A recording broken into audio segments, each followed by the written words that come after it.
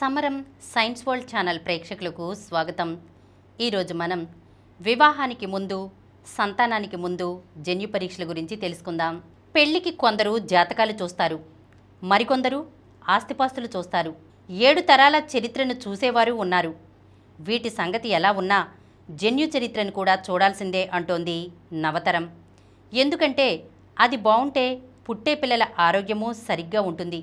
అందుకే పెళ్లికి ముందే జన్యు పరీక్షలకు ముందుకొస్తున్నారు. ఇంకొందరు పిల్లలు పుట్టే ముందు జన్యు విశ్లేషణలు చేయించుకుంటున్నారు. ప్రస్తుతం అనేక రకాల క్యాన్సర్లు, గుండె వ్యాధులు దాడి చేస్తున్నాయి. చిన్న వయసులోనే ఆరోగ్యాన్ని దెబ్బతీస్తున్నాయి. మధుమేహం, అధిక రక్తపోటు లాంటి దీర్ఘకాలిక వ్యాధులు విపరీతంగా పెరుగుతున్నాయి. ఇక పిల్లల్లో మెదడు, ఎదుగుదల సమస్యలు సరేసరి. జన్యువుల ఆరోగ్యం బాగుంటే వీటన్నిటి నుంచి చాలా వరకు రక్షణ ఉంటుంది. ఈ నేపథ్యంలో జన్యు పరీక్షలు, కౌన్సిలింగ్పై అవగాహన పెరుగుతోందని వైద్య నిపుణులు చెబుతున్నారు. పెళ్లికి ముందే పరీక్షలు చేయించుకోవడానికి యువతరం ముందుకొస్తోంది.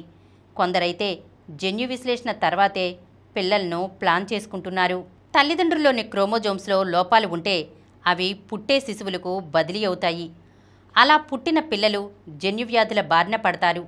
Thalassaemia, Klinefelter syndrome, cystic fibrosis, sickle cell anaemia, hypothyroidism, adrenal hyperplasia, spinal muscular atrophy లాంటి ఎన్నో వ్యాధులకు మూలాలు జన్యువుల్లోనే ఉన్నాయి.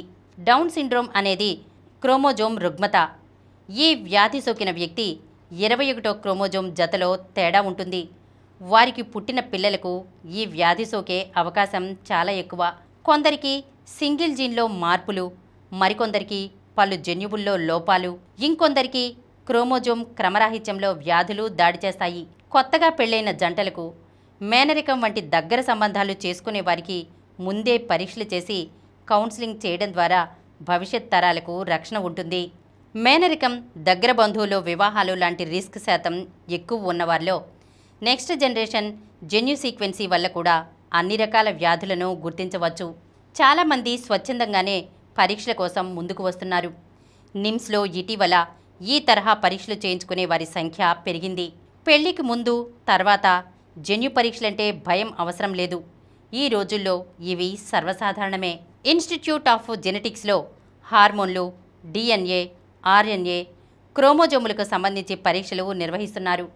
తల్లిదండ్రుల జన్యువుల్లో తేడా ఉంటే పుట్టే పిల్లల్లో 25% సమస్య ఉత్పన్నం కావచ్చు. అందుకే పిండ దశలోనే పరీక్షల వల్ల ముందే అప్రమత్తం కావచ్చు.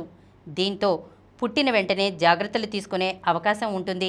శిశువు పుట్టిన 2 నుంచి 28 రోజులలోపు రక్త పరీక్షలు చేసి వారికి జన్యువ్యాధుల ముప్పు ఉందా లేదా ముందే తెలుసుకునే అవకాశం ఉంది. చిన్నారి పాదం వద్ద నుంచి రక్త నమూనాలను సేకరించి జన్యువుల్లో ఏదైనా మ్యూటేషన్ కనిపిస్తే అది ఏ సమస్యకు దారితీస్తుందనేది తెలుసుకోవచ్చు. పుట్టిన వెంటనే పరీక్షలు చేయడం వల్ల జాగ్రత్తలు తీసుకోవడమే కాకుండా తర్వాత పుట్టబోయే పిల్లల కోసం పక్కాగా ప్రణాళిక సిద్ధం చేసుకోవచ్చని నిపుణులు సూచిస్తున్నారు. రక్త క్యాన్సర్ల లాంటి వాటిని తొలి దశలో గుర్తిస్తే పూర్తిగా నయం చేయవచ్చు.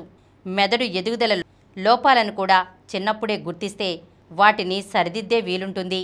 హైదరాబాద్ బేగంపేటలోనే ఇన్స్టిట్యూట్ ఆఫ్ జెనెటిక్స్ ఆధ్వర్యంలో ప్రత్యేక కార్యక్రమంగా ప్రభుత్వ ఆసుపత్రుల్లో పుట్టే పిల్లలకు స్క్రీనింగ్ పరీక్షలు చేస్తున్నారు.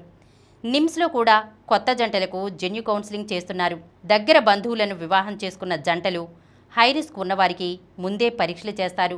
గర్భం దాల్చిన 3 నెలల తర్వాత అల్ట్రాసౌండ్, ఉమ్మనీరు పరీక్షల ద్వారా పుట్టబోయే పిల్లల్లో ఎలాంటి జన్యువ్యాధులు ఉన్నాయో గుర్తించేందుకు ఇక్కడ ఏర్పాట్లు ఉన్నాయి. కొన్ని రకాల టెస్టులకు నామమాత్రపు రుసుం వసూలు చేస్తారు. రిస్క్ ఉంటే తల్లిదండ్రులకు కౌన్సిలింగ్ నిర్వహిస్తారు. ప్రైవేట్లో హైదరాబాద్ బంజారాహిల్స్లోనే జీనోమ్ ఫౌండేషన్ కూడా లాభాపేక్ష లేకుండా తక్కువ రుసుముతోనే ఈ తరహా సేవలు అందిస్తోంది. అమరావతిలోని ఎయిమ్స్లో జన్యు పరీక్షలు, విశ్లేషణ చేస్తున్నారు. విశాఖపట్నం ఏయూలోని జెనెటిక్స్ డిపార్ట్మెంట్లో కూడా పరీక్షలు జరుగుతున్నాయి. ఈరోజు మనం వివాహానికి ముందు, సంతానానికి ముందు జరిగే జన్యు పరీక్షల గురించి తెలుసుకున్నాం కదా. మరొక అంశంతో మళ్ళీ కలుద్దాం. ఈ కార్యక్రమం మీకు ఎంతో నచ్చింది కదా. ఇటువంటి మరిన్ని వీడియోల కోసం అనతి కాలంలోనే 20 కోట్లకు పైగా వ్యూస్ సాధించిన సమరం ఛానల్ సమర్పించు సమరం సైన్స్ వరల్డ్ ఛానల్కు సబ్స్క్రైబ్ చేయండి, లైక్ చేయండి, మీ ఫ్రెండ్స్కి షేర్ చేయండి. అలాగే ప్రక్కనున్న గంట సింబల్ని ప్రెస్ చేయడం మర్చిపోకండి.